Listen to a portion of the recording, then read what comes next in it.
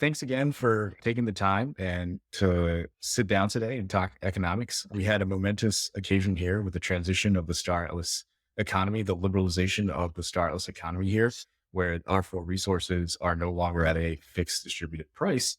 And it's really starting the transition of the star atlas economy. So I have three guests here today. I've got Stephen, Stardust Economy, and Victor. Welcome, gentlemen. If you would please give a brief introduction, each one of you. Stephen, we'll start with you. Sure. So my name is Stephen Sabol. I'm Director of Economy at Star Atlas.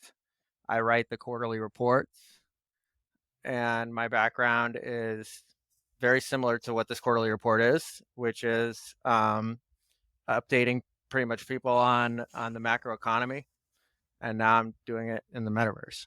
So I used to work at the Federal Reserve. That was my job when I was there. I would update the economists on the general state of the labor market and GDP, and now I'm doing it for Star Atlas. Nice. Well, thanks again for taking the time today and welcome back to our show. Stardust Economy, over to you. Yeah, thanks for having me, Prig, and nice to see everybody on the call today. I know we're all dialing in from different parts of the world. So, Victor, big ups to you, mate. You're dialing in after midnight, so really appreciate that and the effort going in. But yeah, I'm Stardust Economy. Jonathan is my name. So I run a data running metaverse project. I've been in this community since the beginning, so yeah, I'm really excited to share my thoughts and hear from Stephen and Victor and yourself, Briggs. And yeah, I think this is going to be a really fun, engaging session today. Awesome. Glad to have you back as well as your recurring guest on our show. And now we have our newest guest. Victor, you haven't been on the Hologram News Network before, but again, welcome. Glad to have you. And thank you for staying up so late. I know it's well past midnight, like Stardust said, in your time zone. Yeah, it's my pleasure. Thank you, Chris, for having me. My name is Viktor. I'm with Aephia. I studied monetary policy and have been a portfolio manager with an asset management company for a few years. And at Aephia, we started the data runners. So we are doing dashboards and are analyzing the Star Atlas economy with our possibilities there. Yeah. And Yeah, I'm really looking forward to this discussion today. Yeah. absolutely. You know, some of the data that both you and Stardust Economy provide to the Star Atlas community is very insightful. And, you know, most people don't have the tools that the tools themselves to be able to interpret some of this data that we're going to talk about today. So the information that both of you provide for free to the community is greatly appreciated. But speaking of data and information, Star Atlas recently just published their quarterly report on the Star Atlas economy. And Stephen, you had a giant hand in authoring that document. So let's get started in talking about the economic update. I'll bring it up here, and we can go ahead and start cutting through that. Sure. On June 7th, we initiated R4 liberalization, which is basically like we went from a communist like state-run resource economy to an open economy where everything is player-based resource. And so now players produce resources and buy them, and so we have a totally different economy now, right? So this report is centered around analyzing what that means, and um, and just really went in depth looking at the different sources of production, consumption, inventories, and all the things that one would need to look at when studying any commodities market. So I put together a little presentation here to talk about a few things. One is to update people on the prices of R4 and sort of like the reasons why prices are elevated right now. The other is to talk about the bifurcation that has occurred in the market with respect to people who own sources of production and people who don't, right? And so basically, when Automata and the DAO released R4 to be a player driven, there was a huge price shock, right? And this changed the wages earned by everybody in score, right? And in particular, it bifurcated two groups: those with claim stakes and those without claim stakes. The change in returns induced two completely separate labor reactions, right? So those that saw increased wages actually added to their ships, um, kept their level of employments high, and invested into new ships. Those that experienced wage declines did the opposite. They withdrew from the labor market, reduced their employment rates and labor utilization. And this is a classic labor supply thing, right? So, like in the labor supply literature, you have when the job market gets tight, when wages go up, it induces people into the labor force to look for jobs, right? And we see the exact same thing occurring here. And then lastly, the people that did withdraw their ships uh, caused prices of ships to go down. Okay, and this is sort of acts as there's a natural rebalancing mechanism that comes into play, and this is fundamentally caused by the resource market, right? This is where all the shot came from. So there's a rebalancing that's happening here, and that has led to improved earnings yields on the other side. So ship prices have come down. The resource prices have gone up, but it's helped to soften the blow of higher resource prices. So if we go to the first slide, actually, or the next slide, what we see here on the left, you have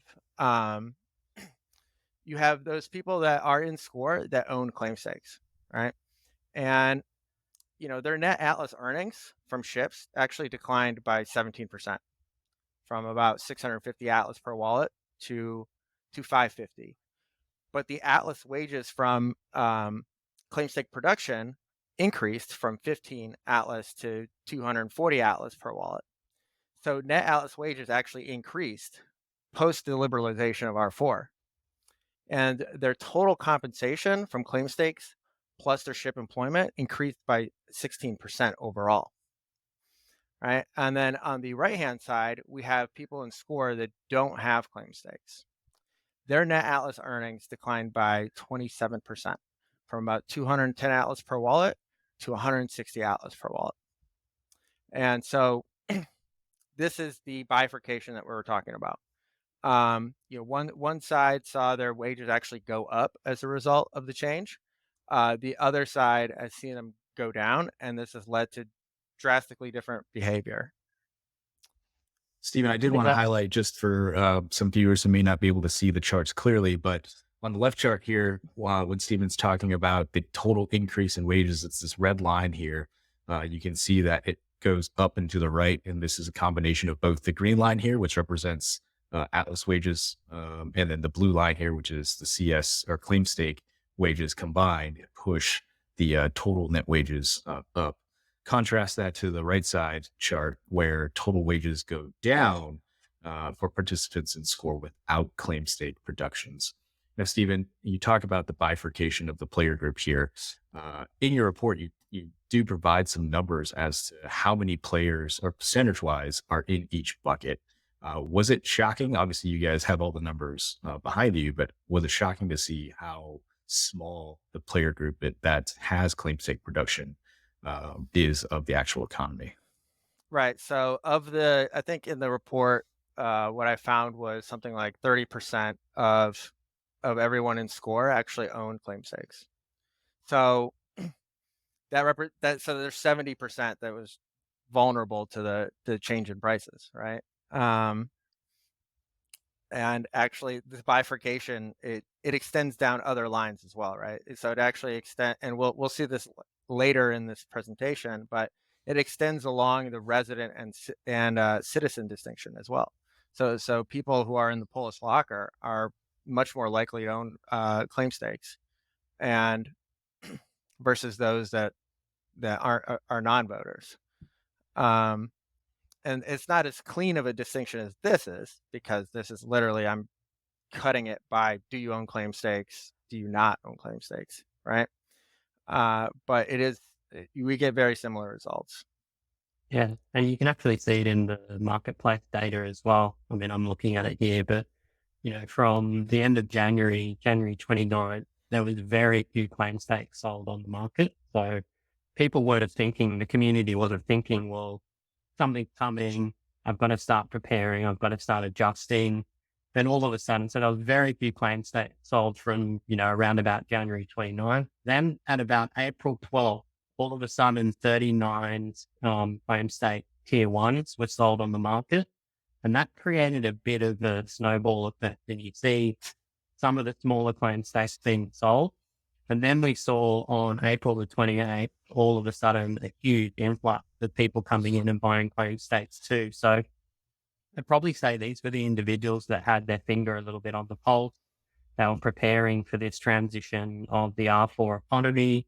And then if you look at the blockchain data, June the 8th, it was just massive. On that day alone, 907 claim stake tier ones were sold on the marketplace. And then since then, we've just seen this continual purchasing of claim stakes as players start to adjust their gameplay and move from just being a passive score atlas earner to now starting to close the loop where they're generating R4 that they can put back into their score module. So you can see it in the data, and Stephen's bringing that to life really well here and showcasing the opportunity for players to adjust their gameplay and their strategy.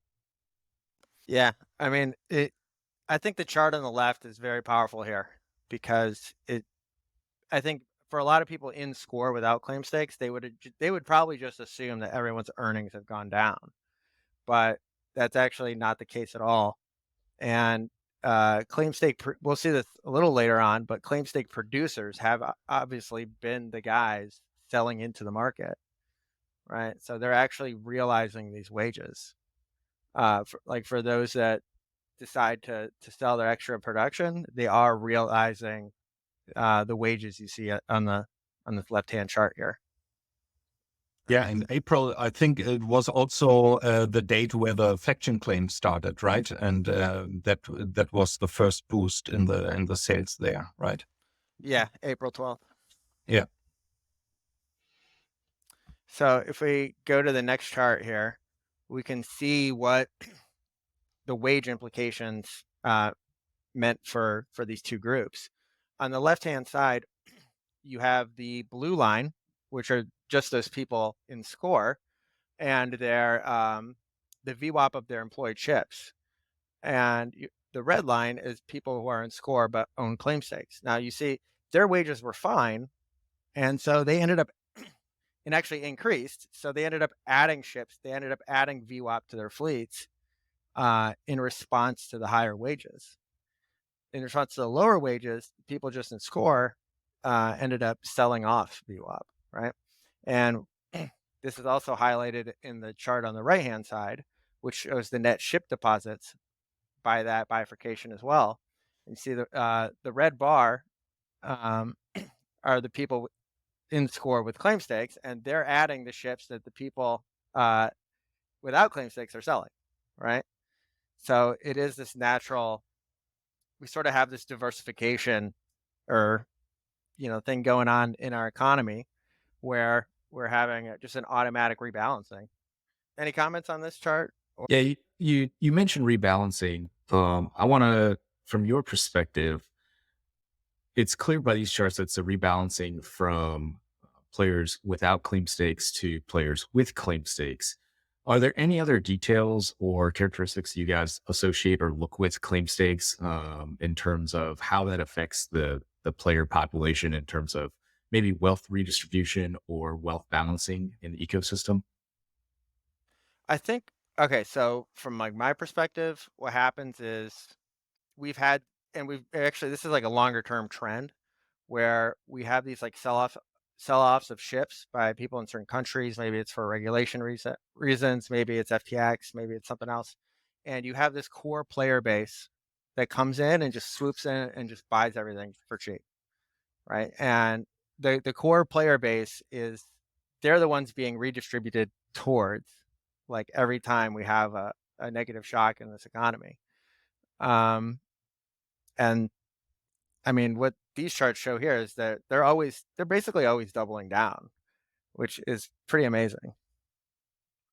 Yeah, so in a sense, the core dedicated player base is being rewarded in times like this, even though it might be an overall regression or depression in the markets. There are opportunities, mostly being absorbed by the core player base, to, like these charts show, grow their base fleet or their claim stakes or their production. A number of avenues that dedicated players can take to kind of gain advantages in this early stage of the economy.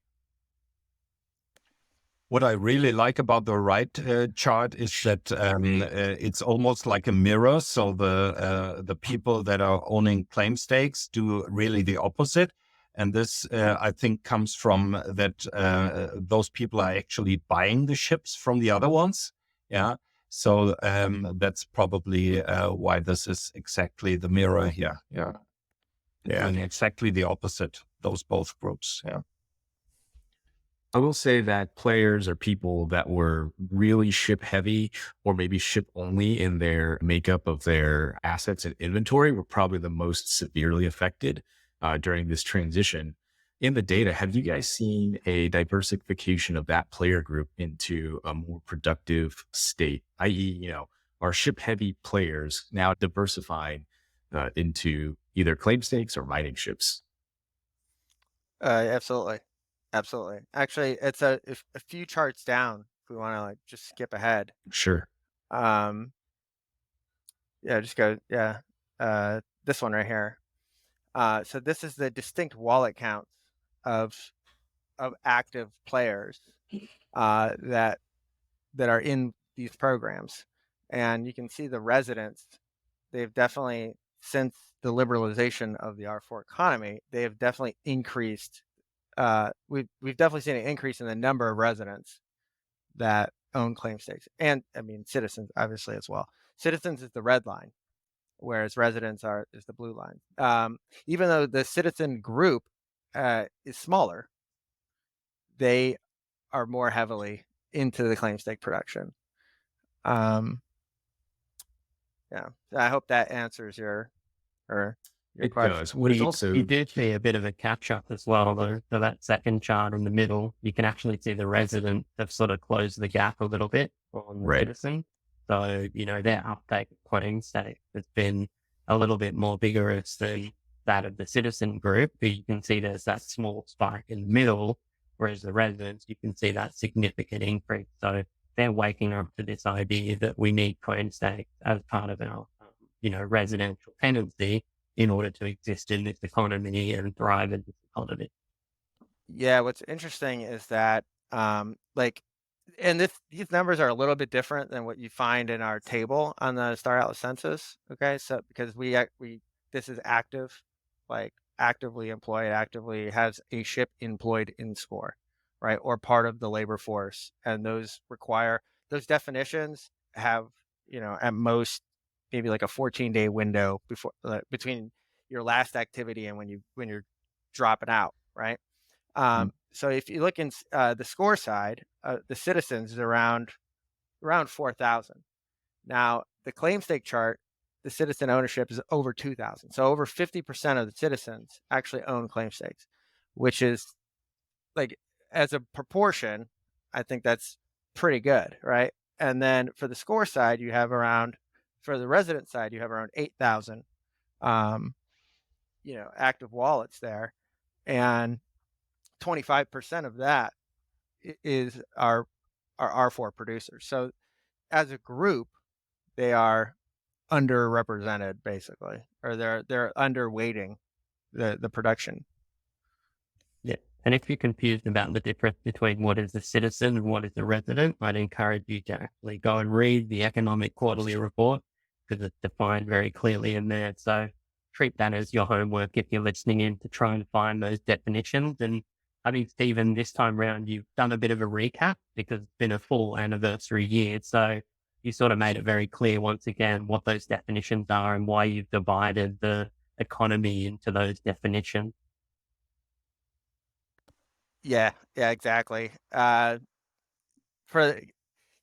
always like one of our biggest complaints, I guess, because the way I write is like, I want to write things one time, and then I want you to just read the first paper and just like remember it.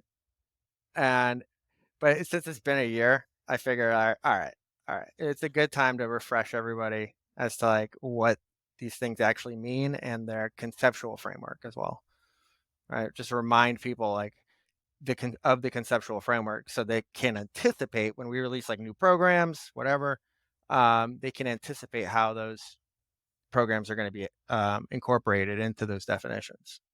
Those definitions are so important to understanding not only what you write, but how to describe the player economy, right? You define what each term means, but that really does is give insight to anyone reading your report as to what makes up the Star Atlas player base or Star Atlas society. And it's very insightful, each of the different categories you put forth. Thank you. Actually, if we could go back, let's see here, just one slide after this.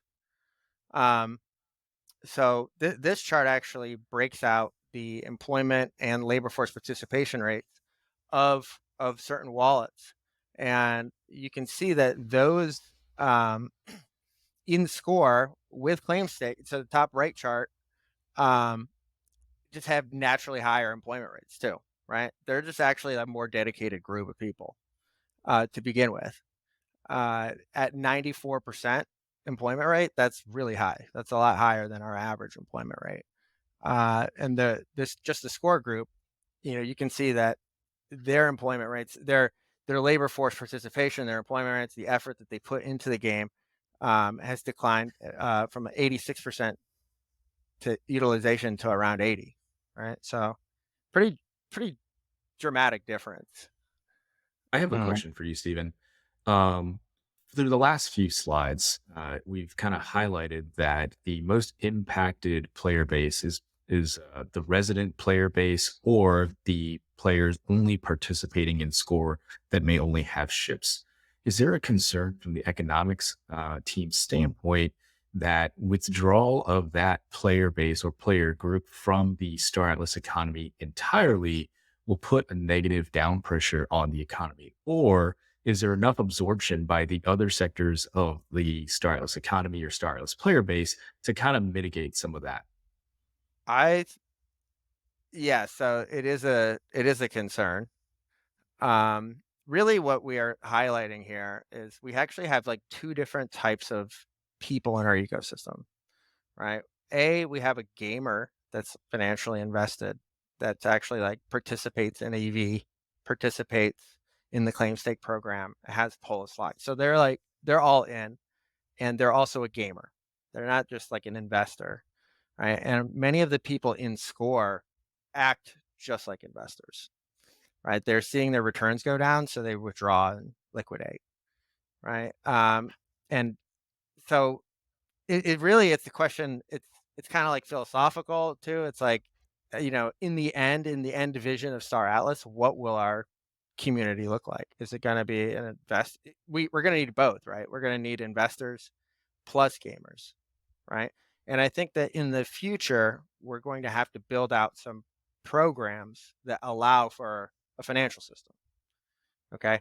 So like, people in score should be allowed to rent out their ships, for example, right? To the gamer class, right? And in this way, we will allow everyone to be able to be a part of the ecosystem and participate in some way. Absolutely. I know lending models, whether it's ships, claim stakes, or other assets, is actually one of the more popularly discussed topics in the Star Atlas community. I also think the market needs to find its equilibrium here, because this just happened right now. And in the long run, of course, it's important that the maybe not score, but the ship yields need to be sustainable and good wages there, as they are on claim stakes, for example. Yeah, but this just happened, and it will probably take a few more weeks or months, to play out. Yeah, Victor, you bring up a good point when it comes to wages and balancing and equilibrium. With the liberalization of the Star Atlas economy and the decoupling of a fixed R4 price, we've seen R4 prices increase over the past month pretty steadily, with some drops here and there when there's a large supply introduced into the ecosystem. But some ships have actually crossed a threshold where it has a negative Atlas return based off of the R4 consumed and the prices that they might be acquired at. Do you guys have any comments on that? I mean, I've got comments personally, but I think that, when you think about what is a ship and what is its value and what is it going to do in the Star Atlas game, I think we're kind of seeing that now as well. Like, different ships have been designed to have different consumption rates with different resources.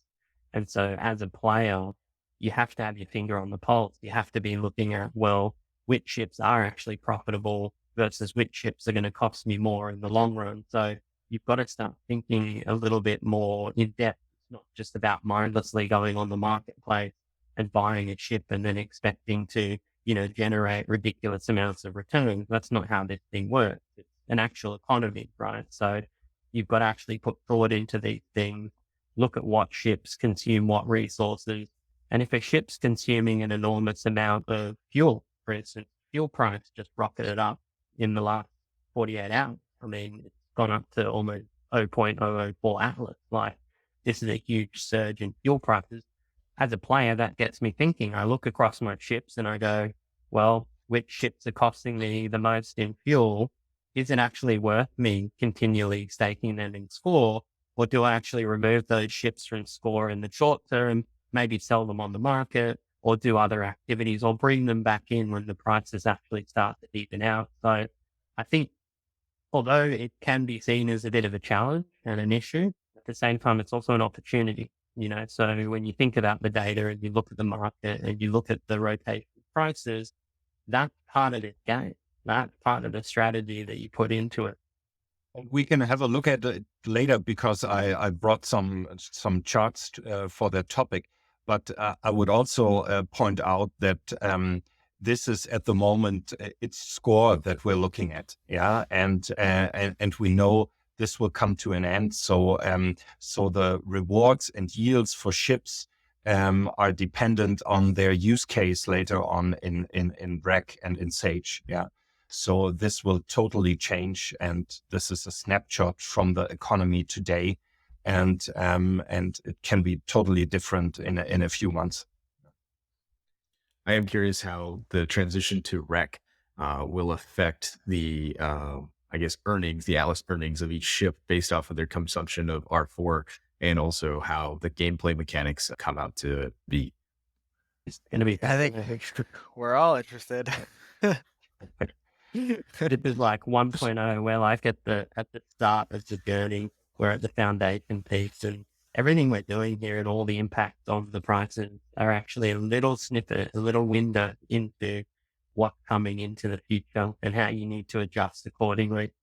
Yeah, it's only going to get more dynamic from here. But that's for certain. Yeah. And so I think we can, if we just go to the next slide here, we can just like wrap up this section. So as mentioned previously, and I'm just showing it here, the withdrawal of these ships put pressure on ship prices, right? And we talk about this in the paper, right? We actually break out like a theoretical scenario where the price of R4 is higher than expected or lower than expected, and play out what might happen. And that was before we actually saw this data. But it's all very, I mean, it's playing out like that, but it's all very predictable. It's not that complex. But basically, as the market value of these ships has declined, it's made them a lot more attractive, I think. And so now we're starting to see, at least from the extra small to the medium class ships, we're starting to see positive deposits. I think that the ship market is already starting to recover from this dramatic transition, and it's only been a month in. So, and that's just the beauty of that's the beauty of economies, right? Like, things rebalance. Yeah, as I look at the top two charts here, I can kind of see a inverted parabola going from May 15th to July 3rd here, at least on the x-axis of, as we get to the further right side of the upper left chart, net deposits actually start increasing pretty significantly. Yeah. And, what people are doing is they're liquidating some ships.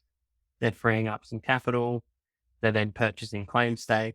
They're rebalancing their own microeconomy or their own little earnings balance sheet.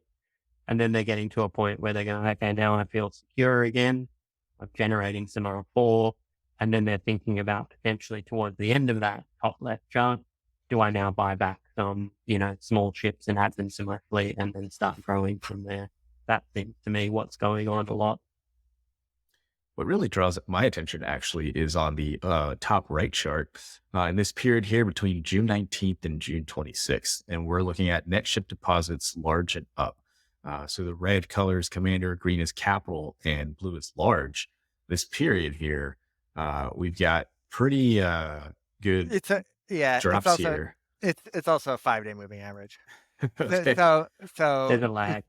yeah. So if we actually go like maybe like a slide down or 2 slides down, one more. So right here, there's no moving average, or Okay. 1 slide back up.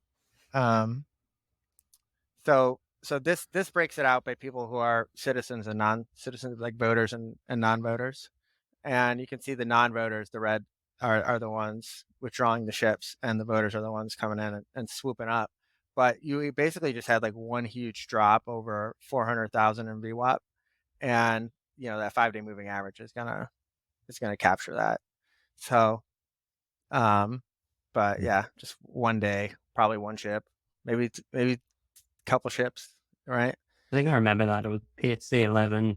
I saw them on the marketplace, and everyone on the Discord was like, "Oh, you're going to pick up that cheaper PHC 11," and everyone was fighting over who was going to get it. So Yeah. I think the larger ship asset holders decided to liquidate some of their larger shit. I don't know if you saw that, Victor, as well. Yeah. I think I remember it. We haven't looked into it very much, but I remember. Yeah. Yeah, and this actually, this is where we break out the difference between like the resident and the citizen with respect to their activity. Before, we were really looking at, do you own claim stakes? Do you not own claim stakes? And that's a different question, right? And if you look at these statistics, you can see, all right, the VWAP of employed claim stakes is much higher for people in the Polis locker. The claim stake employment rate itself is higher. The utilization, like they're emptying out their claim stakes more frequently, and that's on the bottom right hand chart. And the VWAP of their employed ships is just pretty much like steady as a rock compared to people that are just residents. So pretty Steven, huge difference. Is the claim stake employment rate a measure of claim stakes actively employed in faction claims, or is it total claim stakes in everybody's wallet that are maybe not enlisted? So the way this is calculated is exactly the same that we do for the ship employment rates. So basically, we have a window that each claim stake, each claim stake will be able to operate for a certain amount of days, right? Whether it's like 2 days, 3 days, 5 days, right? So we look at when was it last, when were all the resources last withdrawn, and then we add that window of days forward in time, and say, okay, this claim stake is going to be employed for the next 5 days, right? And if it doesn't withdraw resources before then, or if it doesn't do that, then after that 5-day period, it becomes an unemployed claim stake. So you can actually see it in the chart in the bottom right, that blue line. They're actually voters who, for some reason, forgot to claim their claim stake. And then you can see there's a massive drop off because their claim stakes are now no longer earning them resources. And then all of a sudden you see that feedback loop where it shoots back up. So people are now coming back in and managing their claim stakes effectively, taking those resources, and now they're technically back into employment, right? It's almost like if you were operating as a driller or a miner and you went on a holiday for 2 days. You're now no longer employed. You're just, you're idle, you're on a holiday, and then you come back and start generating, and you're now classified as employed again. Yeah, exactly. And actually, with a lot of this blockchain data, we have a lot of idiosyncratic issues, right? And so it could be the fact. So this was a drop of like 10% in the employment rate. So that means that it could be like some guy owns 10% of these claim stakes, right? VWAP weighted, and he just decided to like not empty them for like 3 days or something, or 4 days. And it literally could just be that. And I think we just have one more chart. We're like pretty good with this section. So this breaks out. So one thing we're now looking at is their program income. So we've been trying to produce a measure of GDP for a long time. Okay. And just like thinking about, okay, what is like the flow of income versus your expenses and whatever.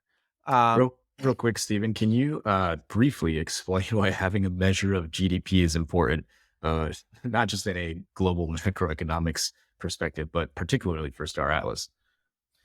I think it's important to be able to measure. So for something like Star Atlas, it's like a measure of your network value. Okay, so it's like it could be like a measure of like if it could be the dollar value of every transaction that happens, and you try not to double count, right? Um, but so it's important for us to have, because we want to know what is the value of our network, right? Like we want to know what is the value being generated by our player base every single day in dollar terms, right? Is it, $100,000 per day? Is it $1 million per day? Because that's really important for just like the circulation of the economy. And it's a really important measure of the strength of the economy and the strength of our player base, as well as their level of our participation and their willingness to spend and sell and transact. It's important from the standpoint of like what is the level of interaction in this game, basically, and what is the dollar value of that. Now these charts, we're getting there. So this is pretty much every source of income that you can get in our Star Atlas ecosystem right now. You can get it from EV Loop. You can get it from Polis rewards coming from the Atlas Locker or the Polis Locker. You get it from selling R4 that you earn from claim stake production, and your net score earnings, right? And on the left-hand side, this is for citizens only. On the right-hand side, it's for residents. And so you can see for citizens, claim stakes plus the Polis Locker are a much larger share of their income, right? And this is a really important point, because what it's done is it's reduced the volatility of their total daily wage, right? So their total daily wage is a lot more stable now because of the Polis Locker and because of the claim stake production. And what that means is they're going to be able to maintain higher levels of employment and higher levels of participation, and they're going to want to do that because they have these offsetting streams of income. Whereas residents, they don't have that. So they're going to react much more sharply to a decline in score earnings, for example. And we actually saw that in the report, right? Even we talk about how those that are staking in Polis that generate Polis rewards were almost had a buffer in terms of that resource supply shock, so they could draw down on some of those earnings Polis to rebalance, their portfolio. And we also saw that in previous quarterly where we saw those that do, stake Polis and participating in the voting cycle of Star Atlas had that buffer, and it protected them from a lot of the external, like macroeconomic issues that were going on at the time. Yeah. So in our December report, we really went into the ecosystem and just like the financial flows within the ecosystem. And what we discovered was that the Polis Locker really held up tremendously well to the shocks of FTX, because the money was locked up for for long term, right? And and I think it contributed pretty greatly towards the value of Polis holding up better than Atlas at that time. And that was a fun paper. Stephen, can you talk to a little bit? I know we're probably going to transition to escape velocity here and things that you saw in the report. Can you talk to the, I guess, large distribution bar graphs here on the right side chart? I know there were several days that there were EV loop distributions, but I didn't know if you wanted to talk to those large bars there. Absolutely, absolutely. Actually, so I think it's a couple slides down. So EV is interesting because what happened was when you receive your prize is not the same as when you find it. Okay. And so this mechanism, this like temporal difference created this like massive friction, whereby once it actually gets distributed, it's going to create these huge shocks, like supply shocks to the marketplace, which will, change prices, which will increase the volatility of R4 pricing. And we noticed, on both of the last two distribution periods, resource prices fell, right? Because they just happen to be like, 7-day supply of R4 for all of score, right? Or a 15-day supply. Half a month jumping on in one day is going to change that. And then on the left-hand side, you could also see the effect of our bot policy. So once we announced that the rewards that bots were finding were going to be redistributed towards other players, their level of activity dropped off like tremendously. And you can see like what level of activity there would be in the absence of bots, or what level of prizes would be found realistically in their absence, which is about 200 million units of R4 a day, I think, which is a lot, but yeah. And so this actually, if we go to the next slide down, this one right here, you can see the net surplus, which is like the supply less the net consumption. Yeah, and grouped by these major categories, whether they're claim stake people, whether it's an EV exclusive wallet or it's a score wallet that's excluding the two other groups. You can see that the last distribution really pushed the net surplus up a lot, right? And then you go to the chart on the right hand side, which is the R4 prices, and that's the day that most resources fell in price, except for ammo, for some reason I don't know. And the previous time the resource prices fell was the first distribution that occurred on the 16th, which was also just a massive supply shock. And there's actually there's one chart. If we go down one more, and this pretty much this shows that net surplus against the net marketplace purchases of each group, and you can see that. So if it's below the horizontal axis, these people are net suppliers to the market. Okay, and you can see that EV has been supplying the market for what was like 5 days in a row, and which led to more purchases than probably any other day for the past month. Yeah, and I mean I love this chart. This is one of my pride and joys. Yeah, it's quite the chart here. And I wanted to touch real quickly on the state of the R4 economy. There's been a lot of discussion within the Startless community of, I guess, player hoarding, for lack of a better term, or player stockpiling of R4 in preparation for, some event or some gameplay down the line. But this chart, at least as I interpret it, shows that potentially it's maybe less of a player stockpiling effect and maybe a economic underproduction effect here. But I'm curious to see if you have similar thoughts on the effects on the economy. Yeah. So in the report, we actually capture, so every single day we measure the holdings of R4, like across our ecosystem. So we have the inventory balances, and for this month, it's like the first time ever inventories fell, right? Because they can't just buy it from the DAO, right? So inventories, there's a natural shortage of R4 on most days, right? And that's the top chart here. You'll see the net surplus is negative for most days, right? And so during this period, people have had to fuel their ships out of inventories, out of their inventories of R4. So inventories have actually gone down. So I don't think, like, hoarding is not something that's actually, you're going to spend it on your fleet, right? It's actually like you're gonna draw down your inventory.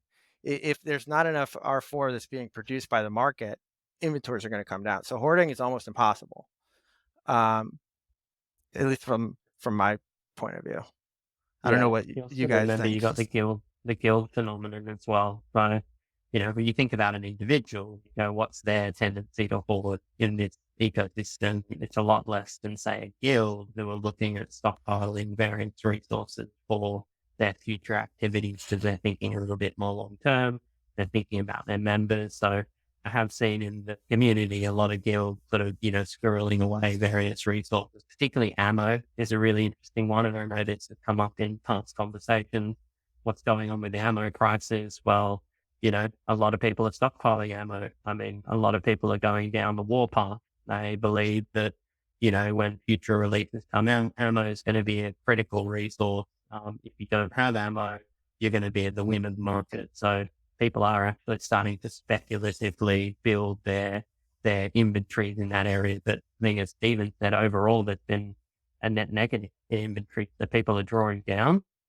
It's probably important to also point out that at the moment, to your point, there probably is an undersupply of R4, but the economy has been designed in such a way that there's enough claim stakes available in the market that if people were to uptake those claim stakes and start taking advantage of them, that there would be a balance between supply and demand. So I think we'll see a period where there will be price increases of resources because there's, not enough supply coming in, people starting to purchase more claim stakes and Armstrong line fleets to add to their fleet.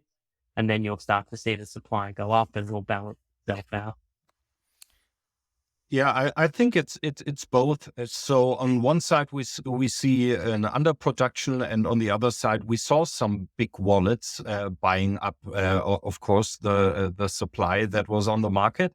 And as Stephen pointed out, the EV wallets, they sold their R4s, but a lot of the claim stake wallets, they are actually not selling so much compared to what they are producing. Yeah.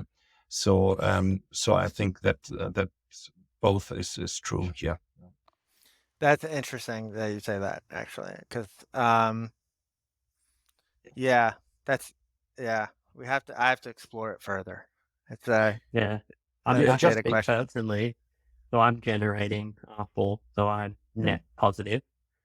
But I actually have equation every day on how much R4 to sell on the market so that I'm constantly growing my supply. So, I'm not necessarily net drawing down on my R4 inventory. I'm, I guess I've got a strategy in terms of how I sell onto the market and how much I sell onto the market. Like any business, I'm not going to just go and sell everything at once and hope that, I've got zero supply. So I think a lot of people are starting to think that way, but that's the fun of this game, right? An economic game. So we play it how we strategize. Yeah, right. Victor, going back to your point about who was selling R4 in the market, there was a chart back here, and I'll go back as I talk, of who was actually selling R4 when it came to citizens versus residents. And I want to say that residents were more likely to sell their R4 on the market, whereas citizens were less likely. Do you think there's some resonance there on, future activities discussion and future collection?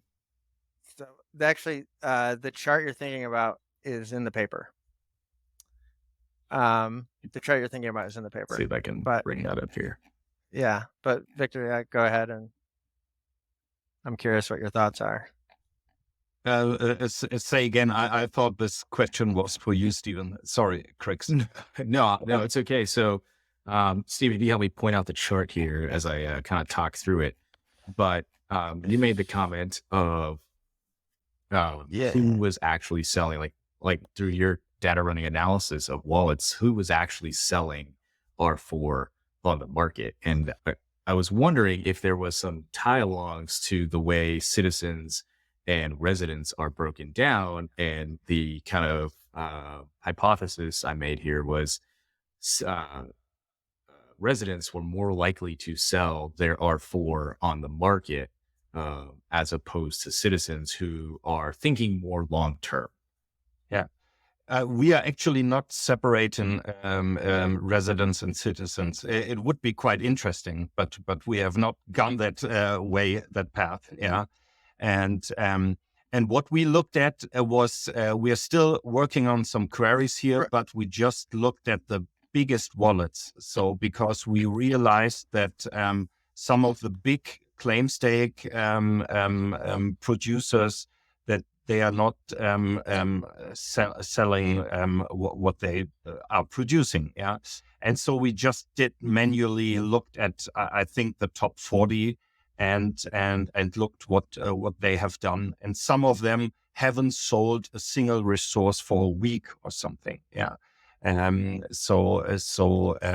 It's we can't say actually if this is true for the whole group. Yeah, we just look at the top wallets and are still working on the queries here to have a broader picture. Yeah. So And there's I think it's the page before this one. You have the total sales and total purchases by group. I think is that, or maybe it's. I don't know. There's so many charts that didn't that's the beauty of make. it. There's so many charts that didn't make this paper. But that net surplus chart or that net marketplace purchases chart, which also is also in our presentation here. Basically, what you can see is, well, when we do break it out. We have a different chart where we break it out. Citizens are providing a lot of the R4 to the marketplace, and residents have a natural need for it because we know about, we looked at this earlier, right? So 20% of residents own, or 25% of residents own a claim stake. 50% of citizens own a claim stake, right? So they're going to be more likely to supply the market.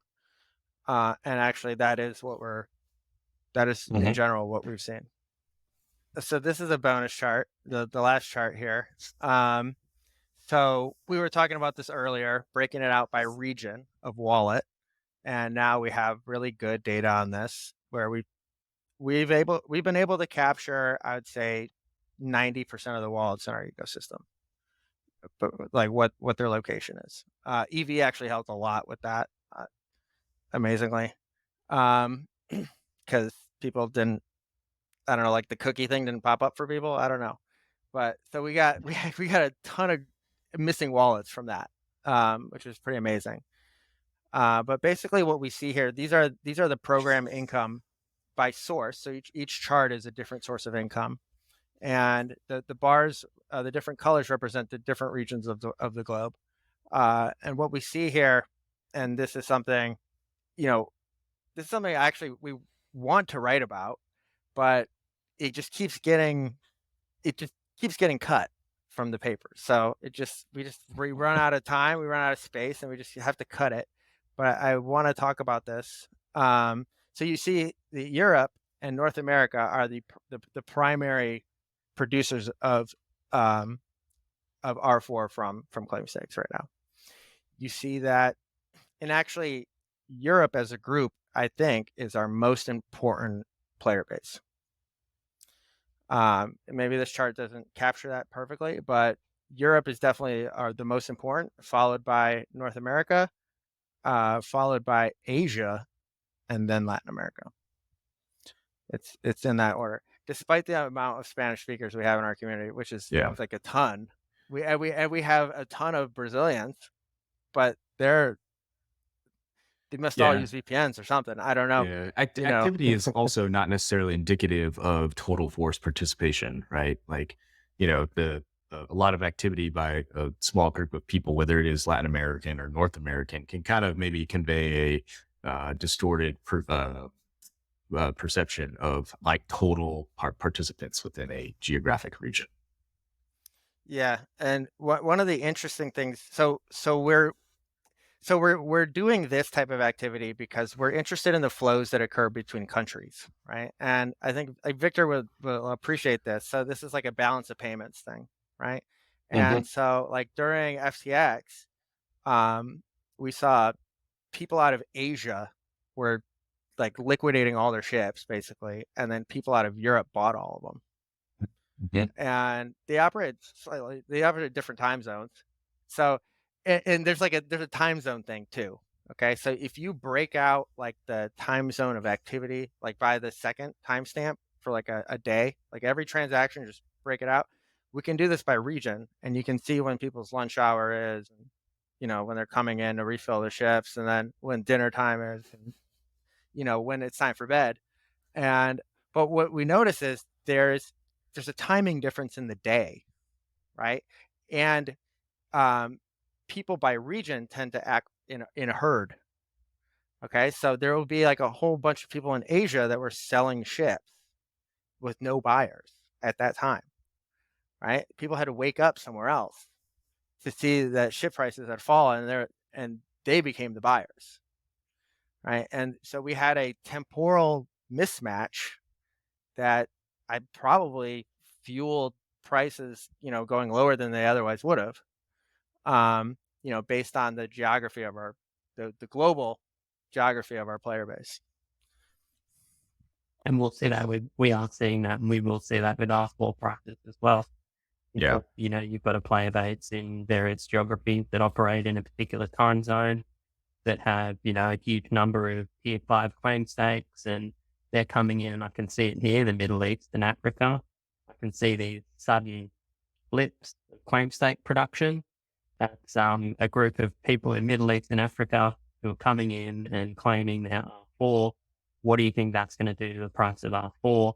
So understanding the time zone makeup and the behavior of players also helps an individual gain an edge and know potentially when big players are going to be coming in at what time zone, and knowing when to come on the marketplace and get better deals, essentially. Yeah, I think you summarized what I was about to say perfectly, is that if you know where some of these assets are coming from and know their kind of player behavior and activity, certainly give someone an advantage in terms of finding good opportunities on the market. Or if you know that in Korea they're locking down on they're implementing new regulation, that's going to make everyone want to sell all their stuff. There might be a good opportunity in the morning to go and buy some stuff, right? So it's really what understanding like the big crypto markets, understanding where the players are and the things that impact them locally is going to be a huge advantage for people. That's when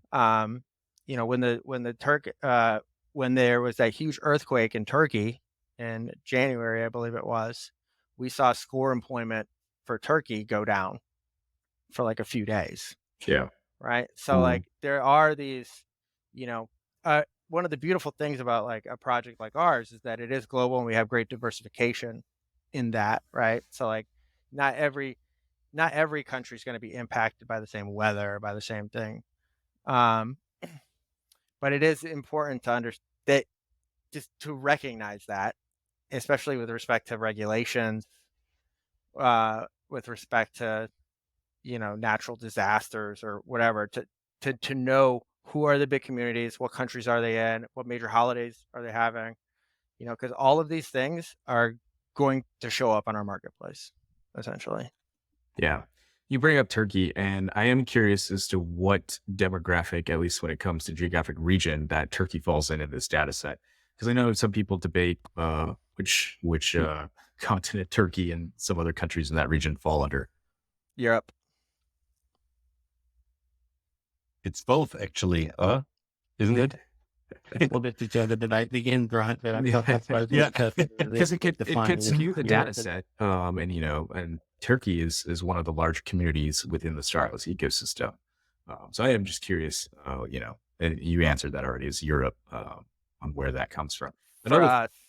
I mean, yeah. you can convince me otherwise. No, I'm I'll not here to convince anyone. I'll I'm put just it in here a different, to know where it is on the map. At Well, least that's, in these that's the charts. beautiful thing. Here we all do different things. Like obviously, Stephen and the economics team, they have their definitions for residents and citizens, and that becomes kind of like the formal framework for the makeup of, what is Star Atlas. And then you've got Victor, who, is part of the Aephia Guild, and, they've got their own definition. And for instance, they don't distinguish citizens and residents and things like that. And then you've got people like me, other data runners, that we like to categorize things differently as well. And I suppose that's the beautiful and vibrant thing about this community. We're all approaching it from a different angle. It's just, how does that give you an edge? How does that help you as a player? How does that help us shape the zeitgeist? I wanted to be the first to throw that in the podcast. Yeah. I do have probably my last question on this topic. Not that we have to move on from this topic, but through 2021 and even 2022, we saw projects like Axie Infinity provide opportunities for countries that are maybe not necessarily have strong real world economic opportunities. And they found countries like in Asia and Southeast Asia use programs and games like Axie Infinity as an alternative model for wage earning in real life. And even Michael talks about how the metaverse economy can be a empowering thing to individuals around the world who may not have necessarily those opportunities within their geographic country. In your data set, and this might not necessarily be the correct charts to show that, but have you seen any of that resound true, both in Star Atlas and kind of as we go past the kind of crypto gaming boom that we saw in 2021 and 2022? Yeah, so I think Axie really made it apparent for everybody because they'd put out these presentations where they would show like, all right, the average or the minimum wage in the Philippines was like X amount of dollars, and then they would talk about, all right, what is the Axie wage? And that type of thinking is definitely, I think that's the way to do it, right? Like especially when thinking about, okay, where's like future player growth going to come from, right? You would expect it to be, at least from the economics point of view, you would expect labor supply to come in from countries that have lower wages than what you can find in the game. To the other point, so this chart, this series of charts here, is the income that people are earning in Atlas from these various activities by region. So I would definitely like look at a chart like this to figure out, okay, how is this contributing maybe even to global GDP?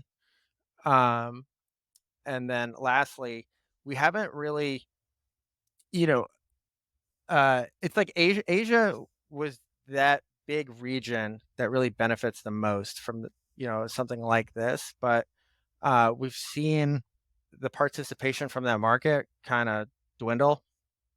So, and maybe I think it has to do with just the regulations that are coming in that part of the world. But yeah,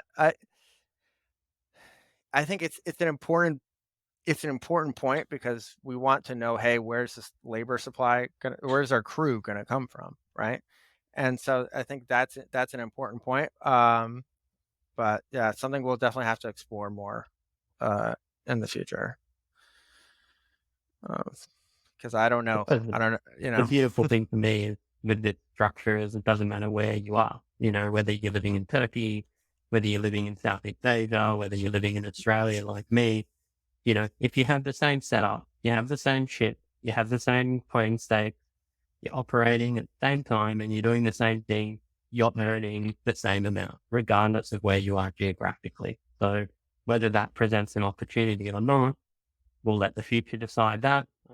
But, the reality is it's beautiful to see people participating from different parts of the world. And I have people reach out to me all the time from, Cambodia or places like that. Or I know Archetype is focused on getting players up and running in Cambodia and Southeast Asia. So yeah, I just think it's great to see it, and it's amazing to see the data as well, and to know that the Star Atlas economic team and the BI team in there are thinking about these things, and they're working hard to, try and get this insight so they can make the product better and they can make the game better and design it for, temporal variation. So I think this is really good to see.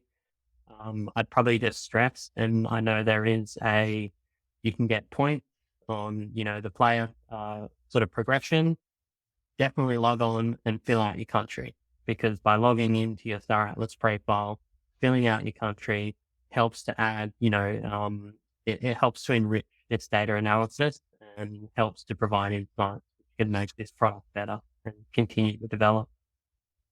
Yeah, I second that. Yeah, yeah. Victor, did you have anything did you want to see any regional level data? Is there any data by geography that would interest, Aephia? We're always interested in data like that, and I know you're doing a little bit more than what you're showing here or can show here. Yeah, but yeah, I mean, regional distinctions is also great. What I would like to know, for example, is have you already looked at what the VWAP per region per capita is, or you probably have different charts for that, right? Well, it's all work. No, we don't. We haven't made that chart yet. Oh, okay, So, okay. but it's a great chart, and Yeah, who is the wealthiest nation? I will make it tonight.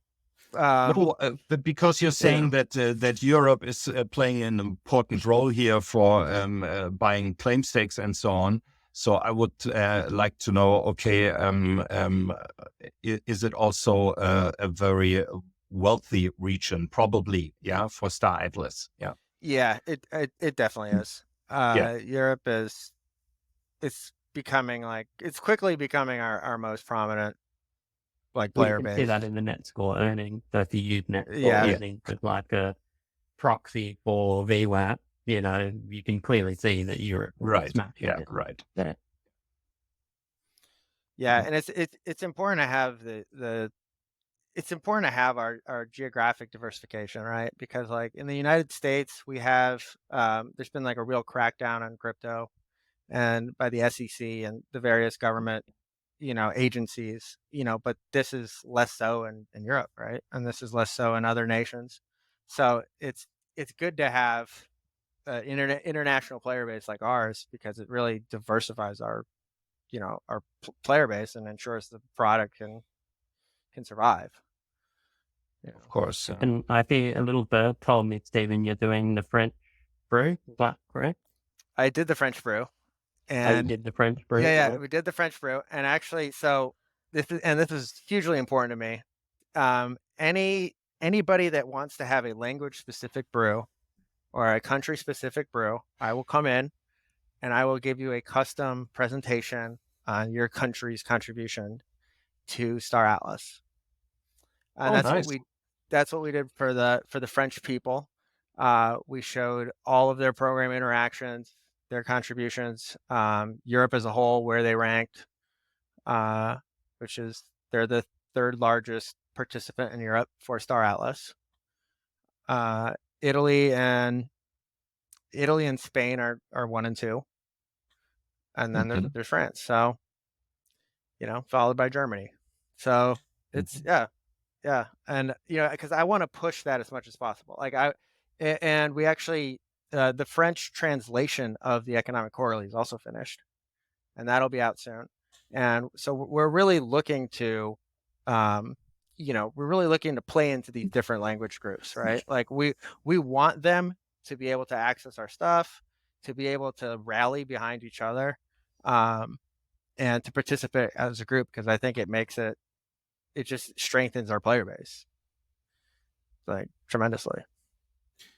It might not be as interesting to the rest of the Star Atlas community, but I'd actually take up your offer for North America and United States breakdown, uh, if that's what you've got in the purple section. I'm assuming North America generally covers Canada, USA, and Mexico. I don't know where you have Latin America and South America in that demographic. But I'd be also Yeah, curious for a breakdown like United States by state too, and see if that kind of correlates with economic activity in the United States. yes. I'm see. Yes, I like that. So don't worry about Canada and don't worry about Mexico. North America is essentially the United States. Canada, They're very. It's like nothing. It's Okay. and Mexico is less than nothing. Of course. So Yeah, I'll be sure to tell Jan that he is the sole player in Canada. yeah, yeah. I Well, mean, now we know who's up there. So. Yeah. And Xcode Yeah. too. Maybe it's Xcode, Jan, and Siggy. I think that's the Canadian trifecta. we also have a member of our economics team who's from Canada. That's right. That's right. Yeah, Gareth. But yeah, actually, I would be interested in now seeing some of the tools that Victor's put together Sure. and Jonathan, because Victor, we want to know more about why is ammo so high right now. absolutely. Okay, so I go ahead and share. Okay, so this is one of our dashboards, and there are quite a few tabs on the top here. I will just focus on one of them for now, and just to point out a few aspects. Stephen was already talking about and showed some great charts about demand and supply and the surplus. And I just want to point out one more thing, because we are distinguishing here, for example, on the demand side, we are looking at three different groups, actually. So the first row on the demand, this is all faction fleet. And the first row on the demand is the potentially demand in the 4 resources from all staked ships. And the second row is the potentially demand from all active players. And we are measuring active players with at least one transaction within the last 28 days. And but still, this is not our actually demand, because sometimes, and we are all guilty, we forget to refill, even if we are an active player. So we are, in the end, we are actually measuring what is the average daily refill over 30 days from the active players.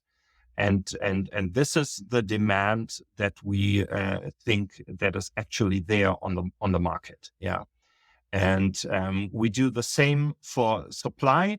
So this is faction claims, and we have the daily production. In this case, this is maxed. So this would mean if all claim stakes were staked, then this would be our supply. And then we have the same as on the demand side. This second row is all staked. The third row, all active. And the last one is the average harvest. And actually what is quite interesting, and Stephen also talked about it, is that we passed now the first 30 days. So this number is actually accurate. And Stephen showed a graph where I think it was it about citizens dropping from 90 to 80% for claim stakes for a few days. And what we at least see here is that we are not harvesting from the claim stakes what we actually could be harvesting. Yeah, the active players, they are missing out. And probably because I think claim stake tier 1 is, we have I don't switch the tabs now, but claim stakes tier 1 is not the highest value that is staked in faction claims, but it's the highest number. And you have to harvest your tier 1 within 2 days and a few hours. So that could be a reason actually why people are missing some of their rewards here. Yeah, and I think this is quite interesting. And because of that, we are measuring our surplus between those two numbers. So actually, what is the refill on the demand side, and what is the average harvest on the supply side? Yeah. And this is now without Sage, without escape velocity. Of course, when escape velocity was running, we saw a positive surplus, because we were not making the distinction as Stephen is doing with his team. And his way is the precise way, of course, when the resources are actually dropping. So we are having an average number here. So we saw surplus during escape velocity for all the days, and now we see a negative surplus. And we see we have another row here, which is showing the percentage of the supply to cover the demand for now. Yeah. And it's interesting to note that the two resources that have the most negative surplus are also the two resources that are currently the most expensive in the market as well to purchase. Yeah. Right. You also have to be a little careful. We talk about or think about it also a lot, because this is supply and demand, and it's really important, of course. But on the other side, investors are behaving sometimes in a different way. So we saw that some are not selling their the production they are harvesting for some reason, maybe because they're speculating that I say it out loud just to say something. Maybe REC will not come in the next 3 or 4 weeks. Maybe it will take 2 months. And some are maybe speculating, okay, if this happens and we will have a negative surplus for 2 months, then I'm not selling my resources right now. Yeah. So some people and players might think that way. Yeah. That's actually a very good point. I didn't think about that. I'm more optimistic, but yeah, me too. Yeah. Me too. I'm just pointing out that this could be a behavior. Yeah. Totally. So just when we know supply and demand, it's really important to know this, and it's important for the team to balance out the economy. But in the end, people can have several reasons why they're doing something. Yeah. And so the prices can go in a different direction. What we are seeing from supply and demand. Yeah. And what your numbers also are showing, and we actually talk about this in the paper, is that when food, for example, gets met at 100%, when there's enough claim stakes to produce 100% of food, there's still going to be a shortage of 80% or so of ammo, right? And when ammo gets to 100%, there's going to be an oversupply of food by like 20%. So that, I think, is an incredibly important fact for people to understand. Yeah, of course. Yeah, of so course. if you manage to make it this far in the recording, well, that's something to consider, and maybe chop down a little piece of paper. Yeah, right. And maybe one other topic to switch to another dashboard here. So our second dashboard is more about market data, and so we have about our floor prices, what is happening on the marketplace. And we also talked about profit margins, and that would be a second topic maybe to shortly talk about it. Stephen, they are talking about net wages, and we are looking at profit margins. So which is very similar. So we are actually looking at here in this chart, we are looking at the ships that are staked into a faction fleet. And we can compare the profit margins for the ships, because even if they are in the same class, the ships are consuming a different ratio of resources, and so there are different profit margins. And what we saw now is that unfortunately the lobby now turned into a negative territory here. So it has a negative profit margin. That would mean, from an economic perspective or sense, not financial advice, of course, but it wouldn't make actually sense to stake the lobby in faction fleet right now, or at least to refill it. Yeah. So it would be better, no matter if you bought the resources cheaper or you are producing them and you say, I get them for free. There's actually no economic reason for refilling the lobby. You would be better off selling the resources to the market. Yeah. So this is the impact that we're actually seeing, because we talked about there's a lot of talk out there what the R4 prices are doing, but what is the impact actually? We see it when we're looking at profit margins from a ship-to-ship basis, and we have this for all the ships and also the Armstrong Imp.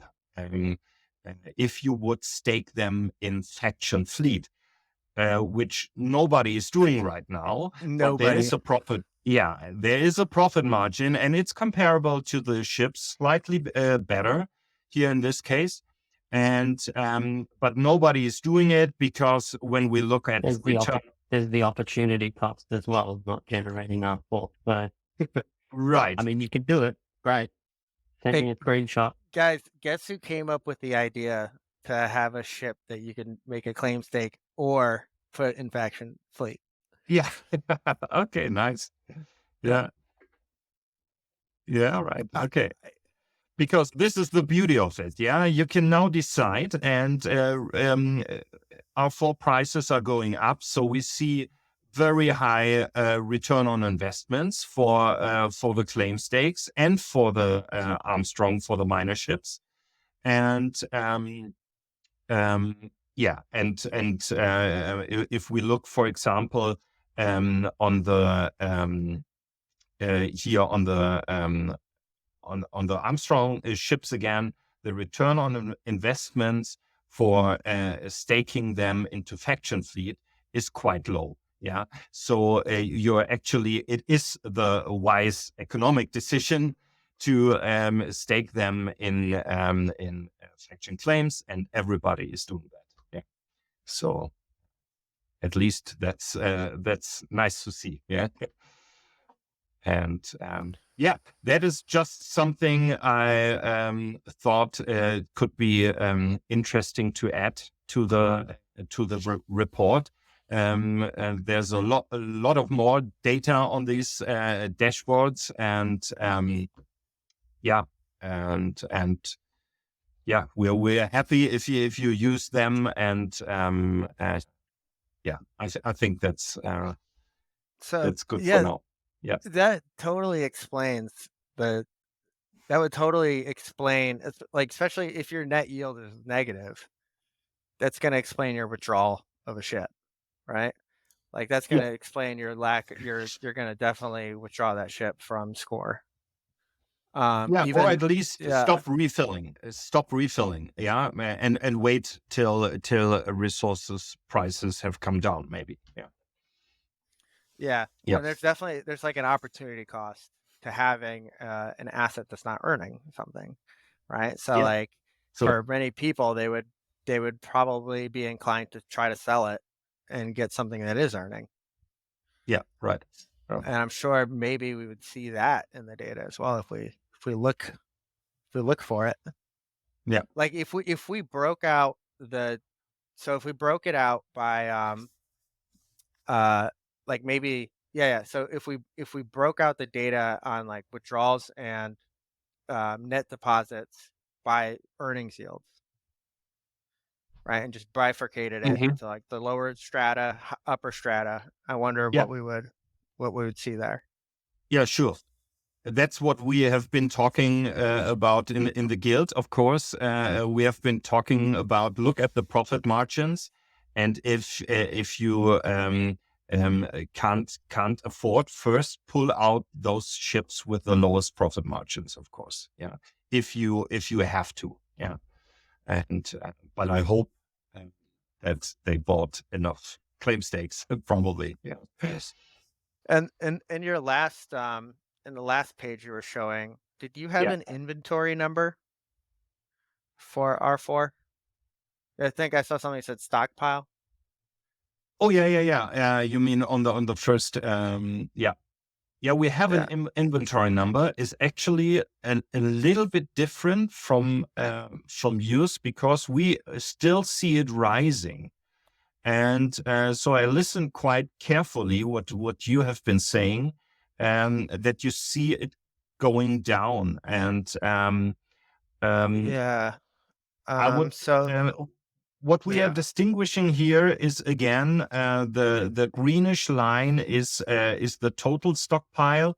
The blue line is from active player, and the purple is inactive players. Yeah, we see what they have in their stock, and we still see it rising. And maybe I have to address this because It might be yeah. an EV. It might be EV related because Yeah. Because a lot we yeah.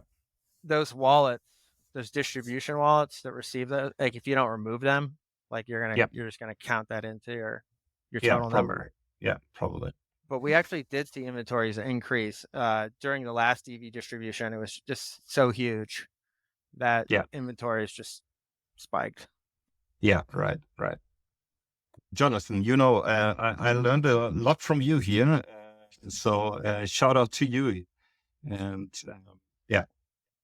You've done a good job. And I think, for anybody who's wondering what their position is in Star Atlas, what kind of strategy they're going to develop over the next sort of, month, 6 months, having the information and having the data, I think particularly the on-chain data like this, I think is really, really valuable. And make this part of your daily routine. Just come on to, the Aephia dashboard, have a look at what's going on, have a look at what opportunities exist in the market, and, participate in the data running endeavors. Yeah, I use your dashboard, Aephia's dashboard, Victor, quite often to see what kind of tidbits and insights. I think you see me reproduce some of that in infographics. Because I think you all know as well as I do that, some people don't necessarily like to fish for themselves. Sometimes you just have to bring them the fish. So it's all open source, Crix. Yeah. Yeah. So go ahead. Yeah, no, I'm not a coder. Someone had to teach me how to install Python. So, yeah. That actually reminds me, Craig, you'll signed up to the Data Running Academy, right? Indeed. You want to take the moment to talk about your up and coming Data Running Academy. For anyone who is listening and hasn't heard about it or seen the adverts, Stars Economy here is running a first class, I believe it's called the Genesis Wave, for a Data Running Academy. And the kind of purpose is to kind of teach newbies and entrants some of the tools that you might need to become a data runner in the metaverse. So I'll kick it over to you now for you to kind of explain a little bit more. Yeah, it's pretty it's pretty exciting. I remember when I first started looking at Star Atlas. In fact, I think it was actually before Jose started working at Star Atlas in the content creation team. He always talked about this vision of having, this university in the Star Atlas metaverse where, you get people that come and teach and people that come and learn different disciplines. And it was, it really inspired me, this idea that within the metaverse, you can, perpetuate learning and information. And I feel like, for the last sort of year and a half, a lot of the data runners in Star Atlas have been busy building, developing and, honing our skills and learning lessons as we push the boundaries. And it's not easy stuff. Like, when I look at the stuff that Victor's making, it really warms my heart because I know how much effort has gone into designing and building the skills that have gone into developing that. And when I look at Stephen's papers and the stuff that the economic team are building, I know there's a huge skills gap. There's, lots and lots of years of experience. And so for me, it was about how do we actually start bringing that spirit to the community? So I thought about this idea of running this data running academy. I aptly called it the Genesis Wave. I had sort of sat back and I thought, I'd probably get maybe 5 to 10 people interested and post it on my website. And before you know it, I've got a Genesis Wave of 35 people in the community that are about to launch in the first 2 months online metaverse immersive education course. And then the plan is, as each of those waves come through, we'll get another Genesis wave, and then the participants of the Genesis wave will move to the next wave. So it's going to be this iterative, continually building style education, where also the participants from the Genesis wave, like Victor and yourself, Craig, could potentially come back and teach future Genesis waves. So it becomes a culture of learning and sharing. I'm really excited for that to kick off. I'm really excited to, test the waters and just, see how it improves the data literacy of our community and then how that perpetuates across the whole of the metaverse. So amongst other projects, I know, Victor, you're interested in other things as well. I'm interested in other things. So as we start to uplift those skills, that's going to help us legitimize this space even more. And, I'm just excited about it. I'm just, really, I'd really want to see what kind of things the community can build.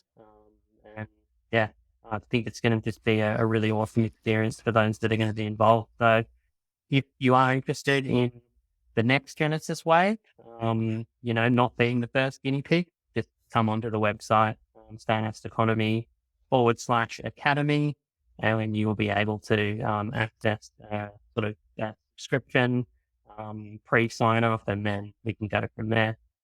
And it's all free, by the way. So, this is an opportunity for anybody out there who wants to uplift their data science skills. It's If you're free. still listening an hour and a half in, yeah, we'll put that link in the show notes. And definitely it's free. I mean, I'm enrolled. Anyone can certainly take advantage if you wanted to ever get a jump start into data running. This is probably the best opportunity by one of, to be among some of the greatest data runners, at least in Star Atlas today. Yeah, that's incredible, Jonathan. That's amazing. That's really going to help. That's really going to help a lot because, Jonathan and I, and Craig's, we've talked about this in the last podcast.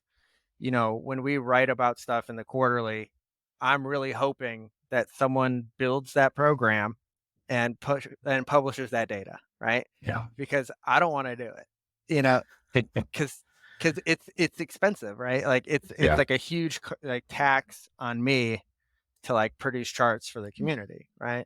Yeah. Whereas people like you guys, and this is why you're on this podcast, promoting your thing, where people like you guys can just do it and be in charge of it, and that just helps us just so much more.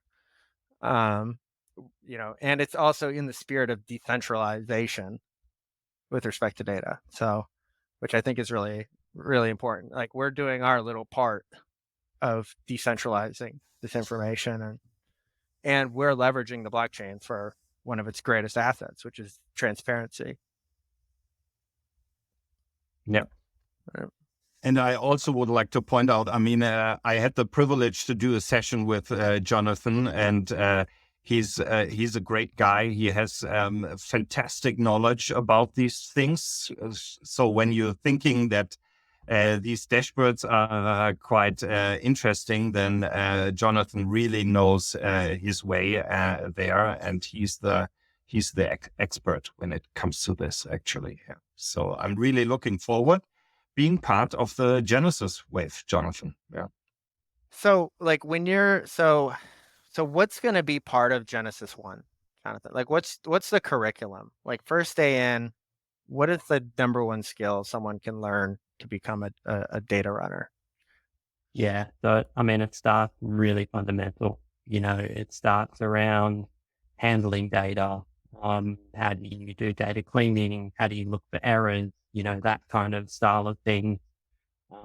So day one is really just looking at the basics. So presuming that you have no knowledge about data science, or, you might have an Excel spreadsheet on your computer or something. It really starts at that very basic level. And then as we go through each of the weeks, we start adding on, more advanced elements, to the point of, by the end of the Genesis wave, you should be on Flipside. You should be able to write your own SQL queries. You should be able to have your own dashboard examples on Flipside. You should have basic knowledge of Python programming. You should be able to be bringing in data, on-chain data, into your Python program to then be able to automate certain features and functions.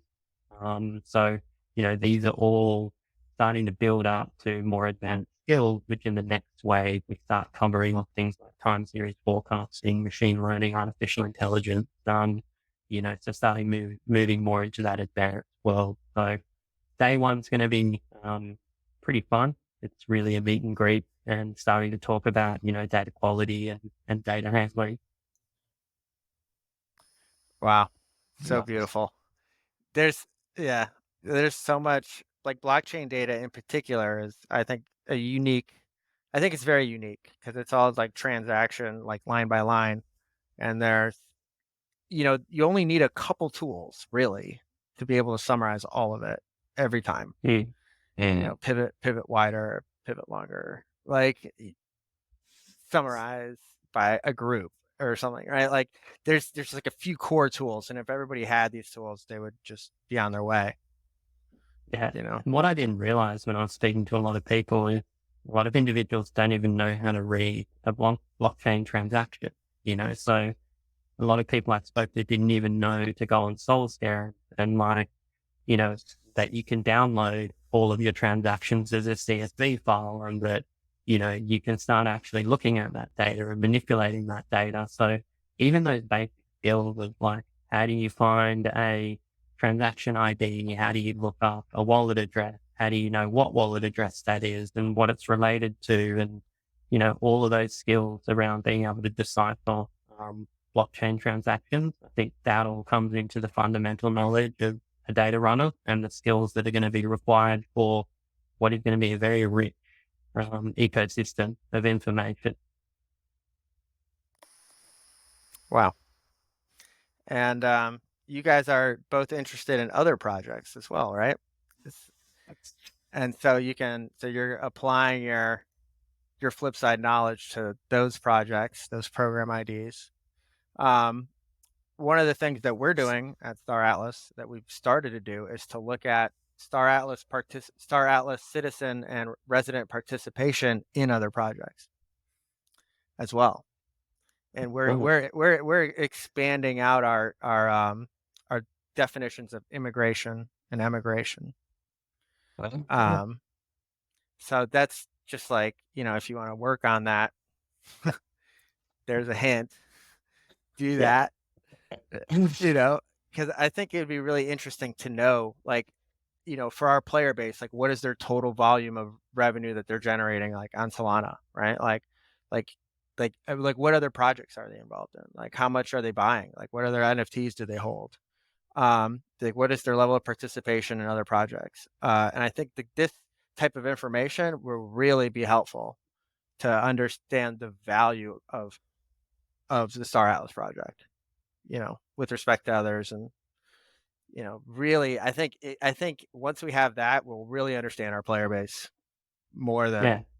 we've ever Yeah, understood them it's really before. valuable information. Like I was spending a lot of time with the token swap data and looking at on a daily basis, which tokens are people swapping Atlas and Polis for, and, what is that flow of net value in and out of the economy.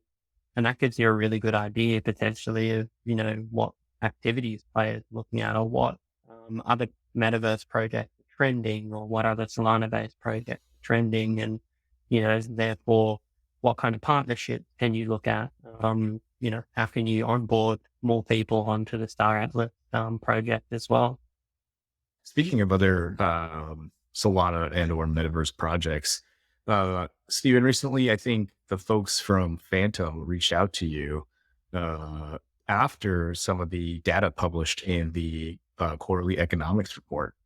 Does you want to talk about that and what you saw when it came to player activity and escape velocity and their chosen wallet of preference, and some of the reasons for that, and then some of the after effects after that data got published?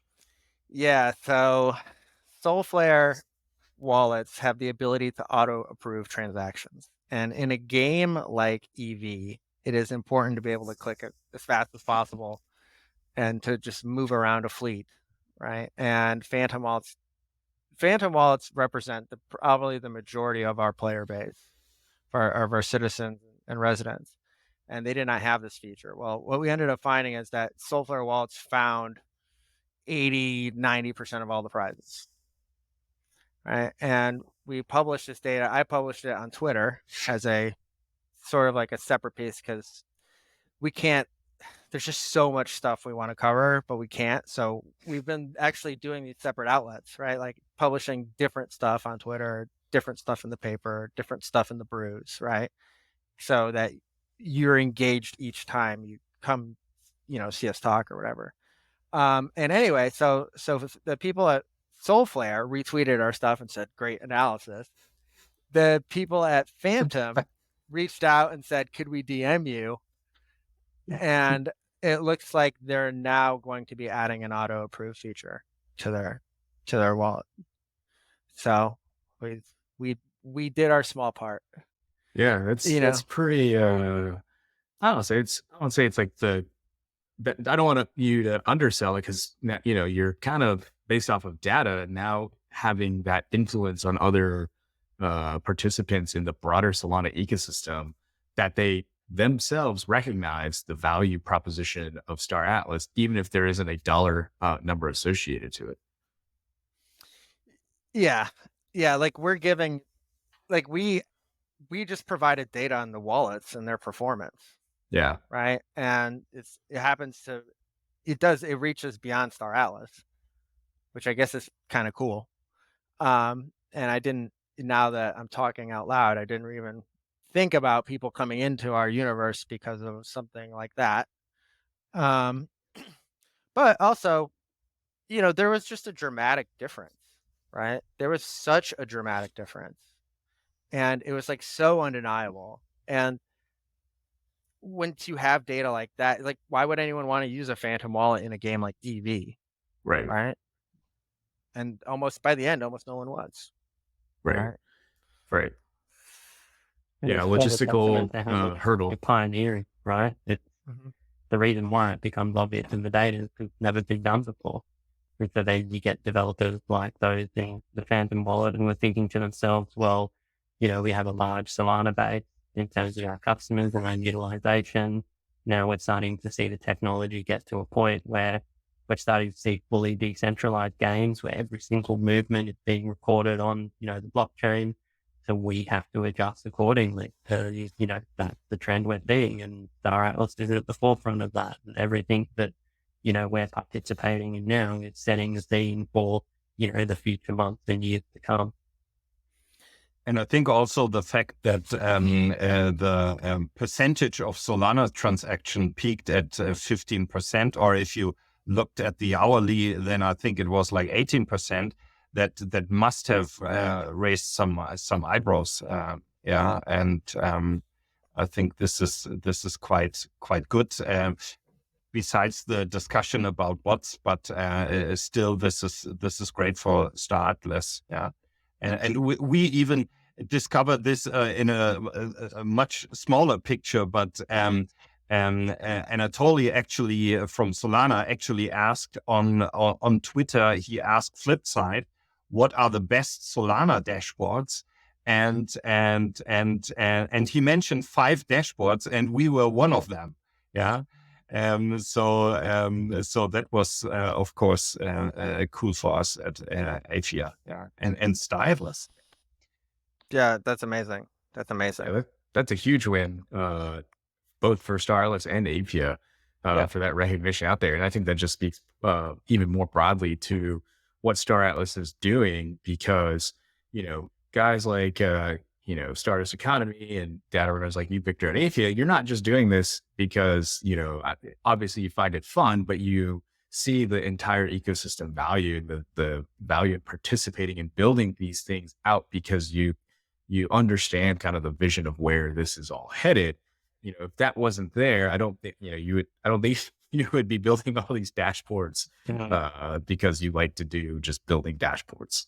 Right, exactly. Yeah, and I also like. Aephia has the spirit of sharing knowledge. I know Jonathan is exactly in the same lane, and I think this is really the best benefit for the whole ecosystem, and therefore for everyone who's participating in it. Yeah, and Yeah, I love it too. That's why I wanted to have you guys as guests, because I think it's incredibly important for us to have transparency, right? I think it improves liquidity. I think, like, on your ship dashboards, like, people are going to buy and sell ships based on that information, right? And it's going to improve price transparency.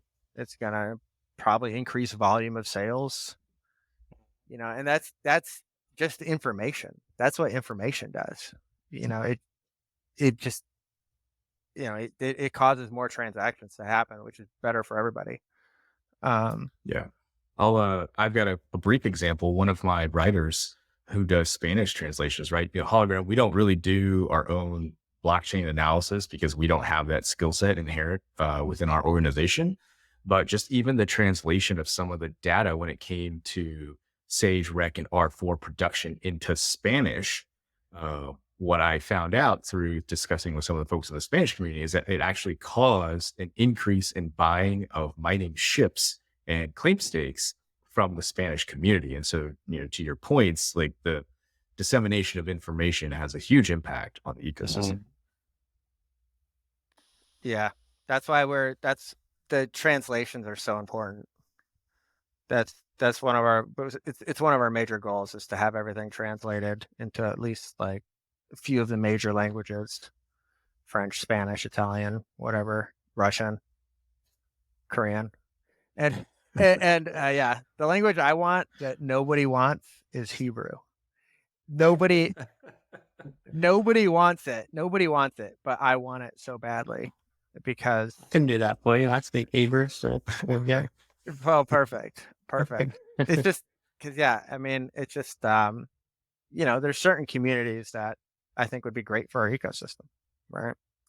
So that's what we're pushing for. And when we create these translations, we're making it more inclusive, right? So it becomes less of just the English speaking world is participating.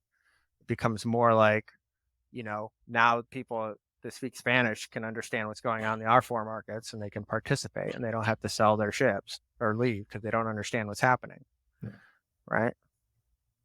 Looking towards the future, as we come upon 2 hours here, as the game itself transitions to rec and mining and crafting, what are some of your guys' thoughts on how that's going to change the economy and impact player decisions, and what things should players be looking out for? Stephen, I'm obviously not asking for alpha. I just am more curious as to what people think on how, this is all going to evolve within the next few months here. I would be curious to hear Victor's and Jonathan's response first, actually.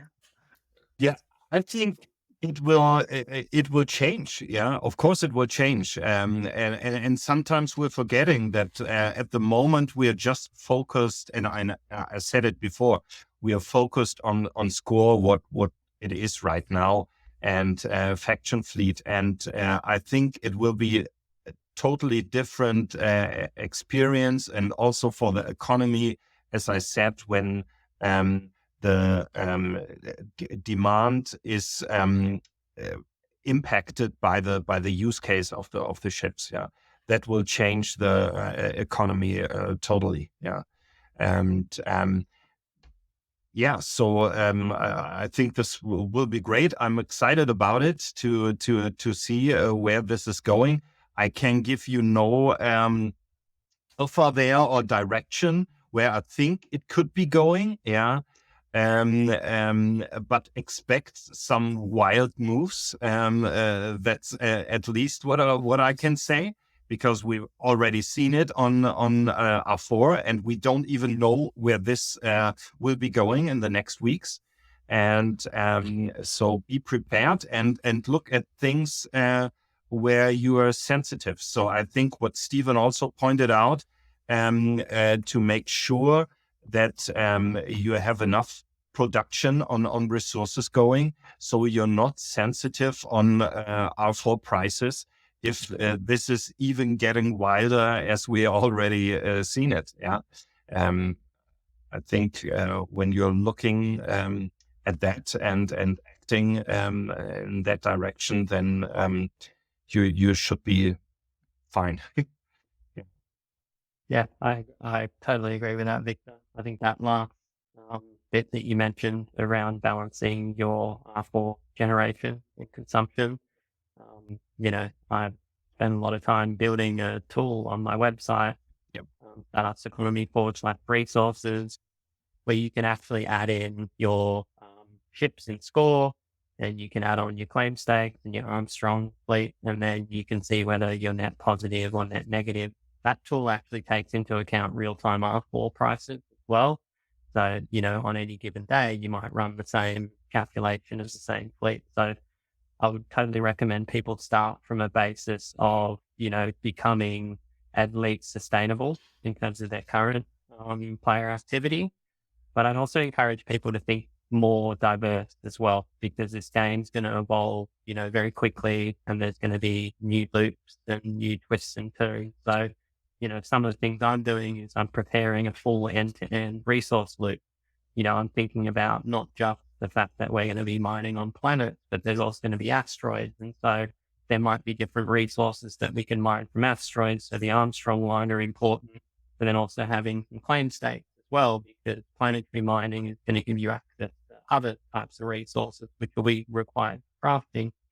And then I'm thinking about things like, you'll need a space station, and you'll need a freighter line to transport those resources. And one of the areas which I think not a lot of people are looking at, which is, I'm not going to encourage people, but it seems to be following a similar pattern to claim state, is not many people have bought habitat, right? They're just sitting there waiting.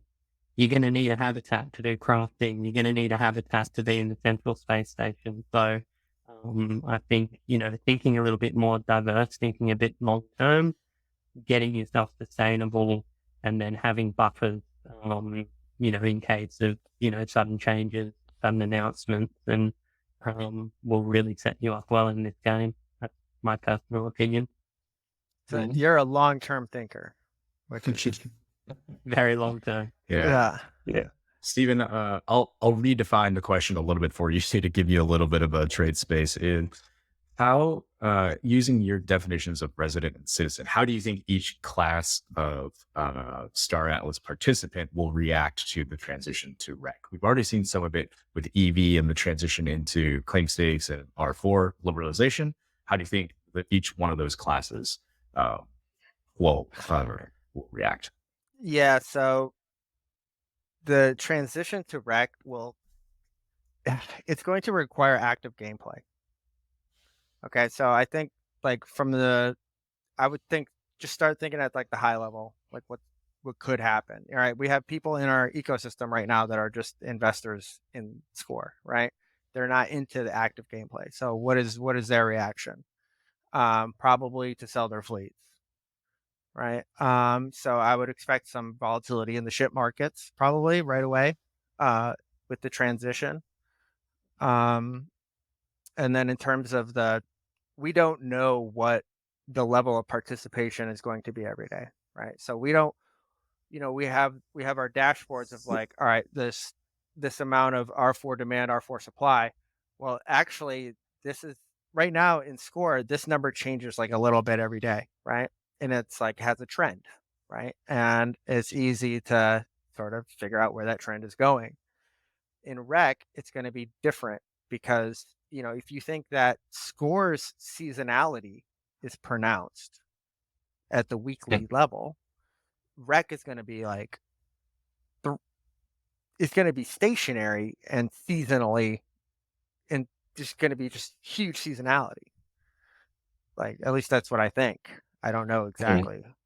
Well, that makes sense. We talked about it in the geographic zones, right? I would expect some seasonality around, player playtimes based off of geographic region. That as well is true. So there's intraday seasonality.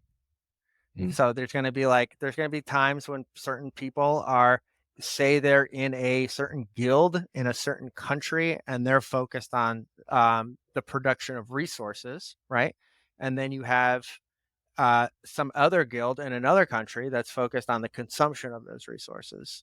And they have totally two different time zones or something, right? Like there's going to be mismatch, like in terms of like, all right, where's the supply?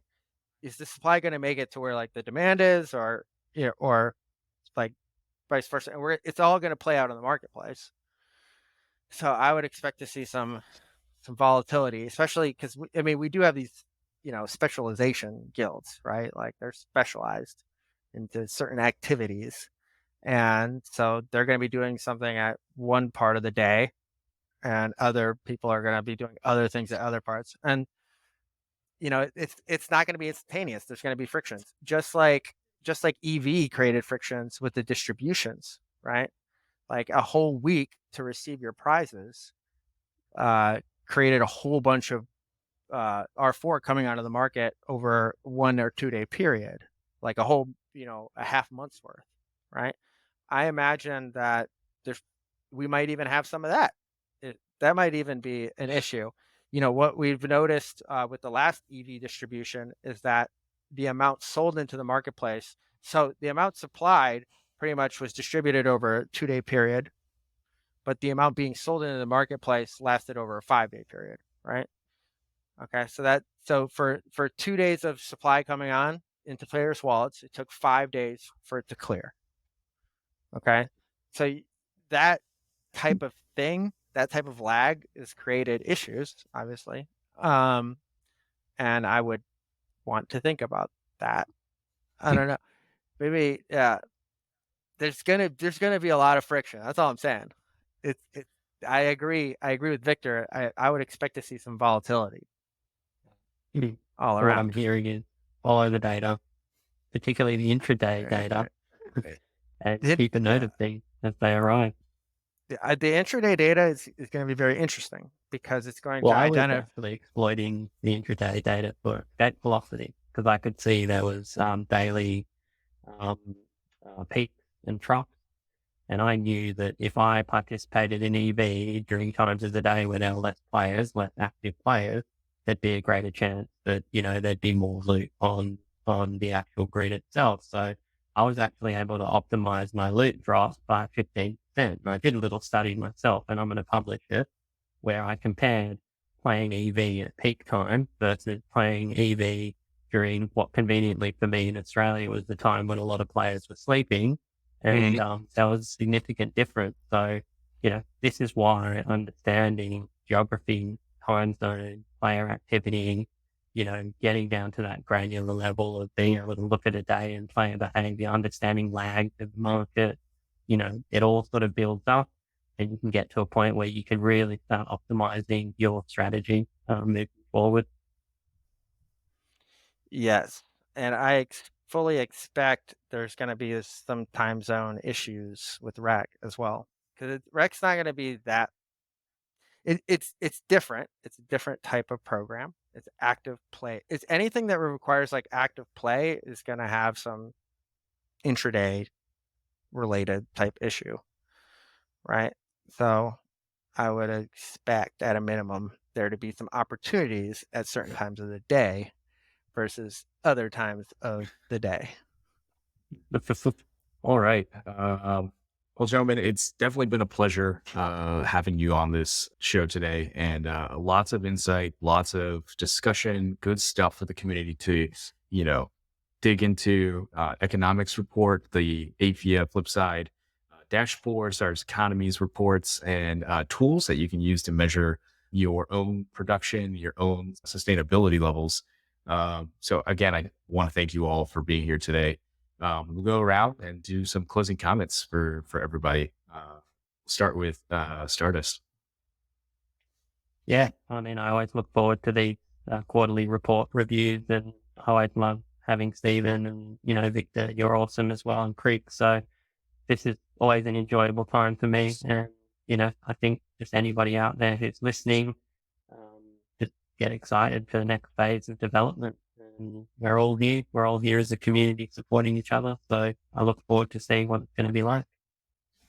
Awesome. Thanks, Ben. You can find all of this stuff at stardusteconomy.com, to include his new Data Runner Academy, if you're interested, and his tool to determine if your fleet is self-sustainable in the current term. Victor, we'll go to you. Yeah, thank you. So for me, it was the first time. I was having a blast with you. So this was really nice. And looking forward to, of course, how the project will developing and the next reports. And I think we have lots of things to talk about in the future here. Yeah. Thanks, Chris, for having me. Absolutely. Victor, thank you for participating. I know it's now even later for you, but certainly appreciate you being here, providing your insight and discussion. On a personal level, thank you for all the data you provide that enables me to provide further information out to the community. So hopefully expect to see you back here on the show. And you can find all of Victor and Aephia's stuff on Flipside. We'll have that link also in the notes to all the charts that you saw here today. And apparently one of the best dashboards on Solana. So, Stephen, we'll close it out with you. That's amazing. So I really enjoy these talks. I'm just going to say that. I look forward to next quarter. We're going to meet again. We're going to have the same discussion, talk about the economy, talk about our data. I look forward to that. I think that where we're going as a community, because it's more than just like the economics team at Star Atlas, right? Like the reason we're all here and talking is because we're all working on the same thing, right? We're working with the same data. We're trying to get at the same answers. We're doing the same thing, and we're collaborating. And I think it's really important that the community collaborates with us as much as possible and pursues the data angle and pursues the reporting angle, and because it can only help all of us, right? It can only help all of us. And the larger a group that we have, the more we can shape the zeitgeist, as Jonathan says. So, yeah. Absolutely. And I think that resonates with all of us here today. Stephen, thanks again for being on the show, and thanks again for being kind of the spearhead behind, getting us all together and making sure we talk about these things and discuss these things so that everyone is able to share in some of the insights and discussions. Thank you for putting together the economics reports. I know you enjoy them and you get paid to do them, I guess, but I know the community certainly appreciates the insights that you provide and kind of the peek behind the curtains of what you guys see and do at the economics team. But again, thank you everyone for being here. For those of you listening, if you've made it this far, thank you for watching and listening. We will definitely be getting together after the next economics report. Hopefully and ideally, we'll have some data to look at for REC potentially, depending on when that's released. But with that, thanks for listening. This is Hologram News Network.